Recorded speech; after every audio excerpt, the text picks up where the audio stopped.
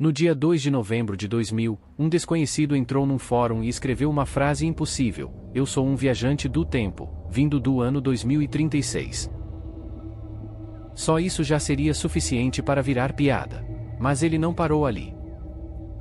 Ele respondeu perguntas, com calma, com detalhes técnicos, com a paciência de alguém que parecia saber exatamente o que estava fazendo. E foi aí que o caso deixou de ser apenas estranho.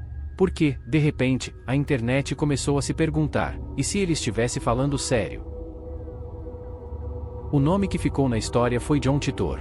Antes disso, porém, os primeiros rastros atribuídos a ele já circulavam desde 1998, em mensagens enviadas ao radialista Art Bell. Nelas, surgia uma narrativa muito maior do que um simples blefe. Titor dizia que vinha de um futuro marcado por guerra, colapso e perda de conhecimento. E afirmava que sua presença no passado não era turística. Era uma missão. Segundo o relato, ele teria voltado a 1975 para buscar um computador específico, o IBM 5100. Para a maioria das pessoas, isso parecia um detalhe aleatório. Mas o jeito como ele explicava o objeto mudava tudo. Ele falava como se aquele equipamento tivesse funções pouco conhecidas, capazes de ajudar a lidar com sistemas antigos e códigos legados. Em vez de soar como ficção barata, a história parecia carregada de jargão suficiente para confundir até quem achava que entendia de tecnologia. E aqui está um dos motivos pelos quais o caso explodiu. No início dos anos 2000, muita gente não conseguia distinguir uma informação técnica real de uma conclusão absurda. Titor sabia disso. Ou parecia saber. Porque quanto mais específico ele era, mais difícil ficava decidir se estava inventando tudo ou revelando algo que ninguém esperava ouvir. Então veio outro elemento perfeito para alimentar o medo: o problema do ano 2038. Isso é real. Em sistemas de 32 bits, existe um limite de contagem de segundos desde 1º de janeiro de 1970. Quando esse contador chega ao máximo, em 19 de janeiro de 2038, às 3 horas 14 minutos e 7 segundos, começa o colapso da referência temporal. Para o público comum, isso parecia o tipo de detalhe que um falso viajante do tempo escolheria justamente porque parecia assustador demais para ser inventado. E, ao mesmo tempo, assustador demais para ser ignorado. Mas o caso não ganhava força só com técnica. Ganhava com atmosfera. Titor dizia que o futuro era sombrio. Falava de guerra civil nos Estados Unidos, de fome, de instabilidade, de um mundo em que as pessoas precisariam se preparar estocando comida, armas e sobrevivência. Para uns, aquilo soava como aviso. Para outros, como uma fanfic apocalíptica bem contada. E talvez seja aí que a história ficou mais perigosa: ela tocava num medo muito humano. O medo de que tudo possa desmoronar antes que a gente perceba. Mas havia algo ainda mais estranho. Titor não se comportava como um profeta desesperado. Ele parecia um técnico tentando explicar um manual. Em alguns momentos, dizia ter diagramas. Em outros, mostrava imagens do suposto dispositivo de viagem no tempo. Não eram provas de verdade. Mas, no ambiente emocional da internet, funcionavam como prova visual suficiente para plantar dúvida. E dúvida, nesse caso, era combustível. As pessoas começaram a analisar cada resposta, cada intervalo, cada detalhe. O público se dividiu entre fascínio e desconfiança. Havia quem tratasse John Titor como um lembrete de que a ciência ainda não explicou tudo. E havia quem visse ali uma construção cuidadosamente montada para parecer impossível sem precisar ser verdadeira. Foi quando as contradições começaram a pesar.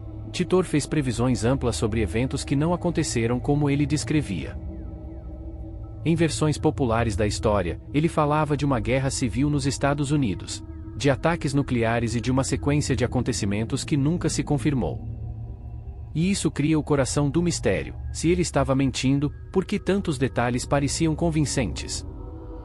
Se ele estava dizendo a verdade, por que o futuro insistiu em não aparecer? Para escapar dessa armadilha, a explicação veio com uma elegância quase invencível: a ideia de muitos mundos. Em outras palavras, ele sugeria que existiam linhas temporais diferentes. O que aconteceu no universo dele não precisava acontecer no nosso. Assim, qualquer previsão falha podia ser reorganizada como divergência de realidade. Não era uma derrota. Era uma saída. E essa saída é brilhante justamente porque torna a história quase impossível de matar. Mesmo quando a realidade desmente, a teoria se protege. Mesmo quando a lógica cobra, a narrativa responde: talvez você esteja olhando para o mundo errado. Só que toda lenda tem um ponto de ruptura. E, no caso de Titor, esse ponto veio com o silêncio. As postagens atribuídas a ele terminaram no fim de março de 2001. Depois disso, restaram cópias, compilações, sites reorganizando mensagens e curiosos tentando remontar o quebra-cabeça. Não houve despedida clara. Não houve confissão. Não houve prova final. Apenas o desaparecimento. E desaparecimentos são poderosos. Porque, alguém some no auge da própria história, o mistério continua sozinho. Depois vieram as investigações. Pesquisas posteriores levantaram a hipótese de fabricação, com suspeitas envolvendo Larry Aber, um advogado da Flórida ligado ao entretenimento, e também familiares com perfil técnico. Nada foi admitido publicamente de forma conclusiva. Nada fechou a porta de vez. O resultado é um limbo perfeito. Provavelmente era ficção, mas sem um culpado confessando, a sensação de dúvida nunca morre completamente. E talvez seja por isso que tanta gente ainda volta a esse caso. Porque John Titor não foi só um boato sobre viagem no tempo. Foi um experimento de credibilidade. Ele misturou linguagem técnica, medo social, imagens sugestivas e previsões catastróficas no momento exato em que a internet aprendia a transformar qualquer coisa em fenômeno. Não importava apenas o que ele dizia, importava como dizia. E a mesma fórmula já tinha aparecido antes. Existe, por exemplo, a velha história de Rudolf Fentz, um homem supostamente vestido como se tivesse saído de outro século e que teria surgido no meio de Nova York como prova de um salto temporal. Pesquisadores céticos apontaram que aquilo era folclore reembalado como caso paranormal. E também existe o lendário Andrew Carlson, o homem que teria transformado uma pequena quantia em uma fortuna absurda antes de dizer que veio do futuro. O caso ganhou vida porque parecia notícia. Só depois muitos perceberam que a origem era satírica. Esse é o ponto mais inquietante de todos: um relato não precisa ser verdadeiro para se espalhar. Ele só precisa parecer convincente o bastante para ser repetido. E há ainda um contraste cruel. Em outro suposto caso de viagem no tempo, um vídeo sueco prometia um homem que teria ido ao ano 2046 e encontrado a si mesmo. Depois, descobriu-se que era marketing. Uma encenação. Uma propaganda. Às vezes, o mistério não nasce do inexplicável. Nasce da intenção de parecer inexplicável. Por isso o caso John Titor continua preso entre três possibilidades. Ou era um fraudador genial. Ou era alguém muito bom em transformar conhecimento técnico em mito. Ou, mesmo sem querer, acabou criando uma das narrativas mais hipnóticas da internet sobre o que acontece quando o futuro invade o presente. No fim, talvez essa seja a parte mais assustadora. Não saber se estamos diante de uma mentira bem contada, de uma coincidência mal interpretada ou de algo que realmente escapou da nossa compreensão. Porque se um homem aparece dizendo vir de 2036, fala como engenheiro, prevê um colapso e depois some sem deixar resposta, o que exatamente você chama isso? Milagre? Fraude? Ou aviso? Comente qual detalhe mais te convence, e qual derruba tudo.